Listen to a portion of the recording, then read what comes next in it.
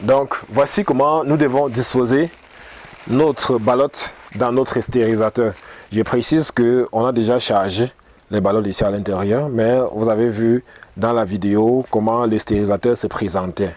Donc, on dispose les ballottes de manière retournée dans le stérilisateur parce que au cours de la stérilisation qui se fait généralement à vapeur, parce qu'il faut préciser que la stérilisation se fait à vapeur, au cours de la stérilisation il y a la vapeur chaude qui va monter et qui va chercher à se condenser et descendre sous forme de précipitation comme si c'était la pluie. À cet effet, si vos ballottes sont disposées ainsi, ces précipitations vont descendre là et l'eau va entrer et c'est donc comme ça qu'il y aura un excès d'humidité dans votre ballotte ou bien il y aura l'inondation dans vos différentes ballottes. C'est la raison pour laquelle on recommande de disposer les ballottes uniquement ainsi.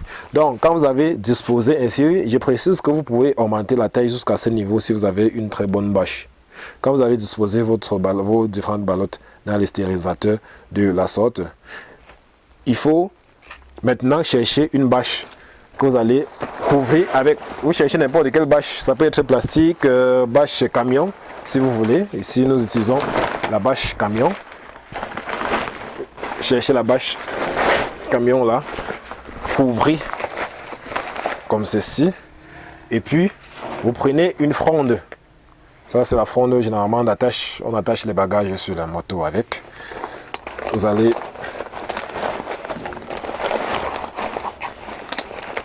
attacher là, vous allez attacher.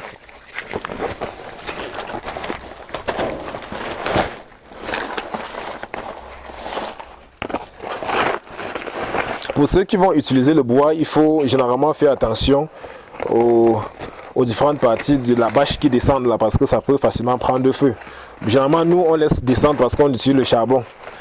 La flamme du charbon ne peut pas monter jusqu'à ce niveau.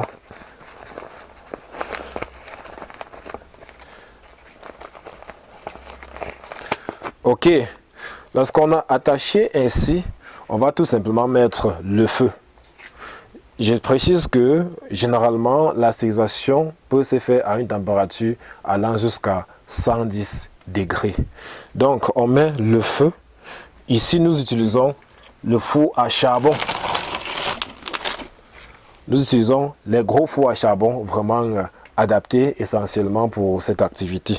Parce que ça prend généralement 15 litres de charbon par opération. Donc, pour votre stérilisation, après avoir attaché la bâche ainsi, vous allez donc allumer le feu. Et quand ça va prendre là, vous allez juste envoyer en bas. Vous allez envoyer votre feu en bas et attendre 4 heures de temps. Je précise que durant ces 4 heures, vous allez remplacer votre charbon à environ 2 reprises. Donc, le charbon va brûler jusqu'au milieu.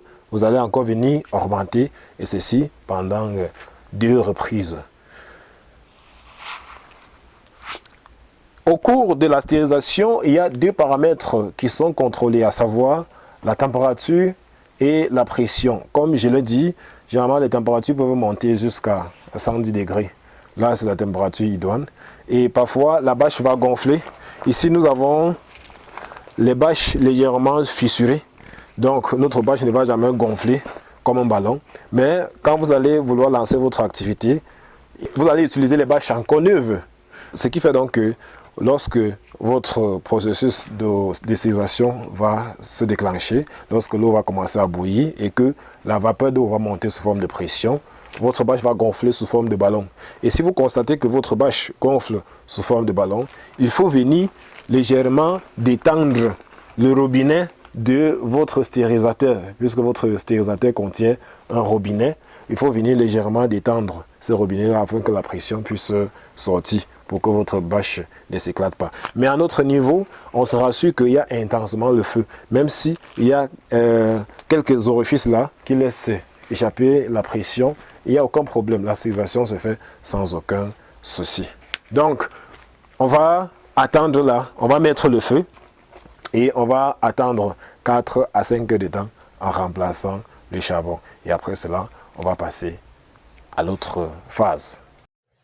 Par rapport à la stérilisation, on a dit que la stérilisation généralement se fait dans un stérilisateur à pression normale, il faut le préciser, et que dans notre contexte, je dirais, on a l'habitude d'utiliser un fût.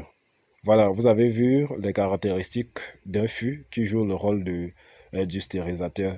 Et déjà, nous sommes à la phase de stérilisation. Comme vous pouvez le constater, il y a les ballottes là qu'on a chargées à l'intérieur et qu'on vient de mettre le feu. Lorsque la bâche va gonfler, c'est-à-dire environ 45 minutes après, on va lancer le chrono et justement compter 4 heures de temps parce que la stérilisation se fait pendant 4 heures. Voilà. Donc, lorsque, je vais dire après 45 minutes, après 40 à 45 minutes, votre bâche va gonfler comme cette bâche-ci. Elle va gonfler de la sorte. Vous voyez que votre bâche est totalement gonflée et on peut taper, ça a l'aspect, ou du moins ça résonne comme un ballon.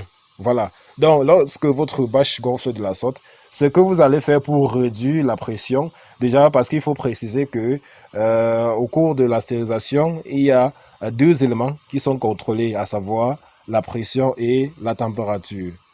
Généralement, lorsque la bâche est gonflée jusqu'à un certain niveau, il y a saturation de la pression à l'intérieur.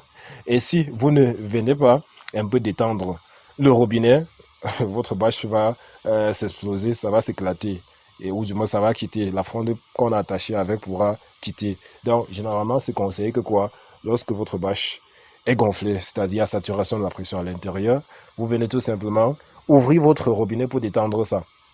Maintenant, nous n'allons pas ouvrir le robinet tout simplement parce que notre bâche a déjà quelques petites fissures. Quelques petites fissures. Vous allez vous rendre compte qu'il y a les petites fissures là. Ça permet à la pression de s'échapper. Vous voyez, c'est la raison pour laquelle ouvrir le robinet ne nous servira plus à rien. On a juste réglé le gaz en se rassurant que la quantité de pression qui est évacuée à partir de ces trous soit égale à la quantité de pression qui est fabriquée en bas via notre plaque que nous sommes en train d'utiliser. Parce qu'il faut préciser que dans ces jargons, nous sommes en train d'utiliser plutôt le gaz.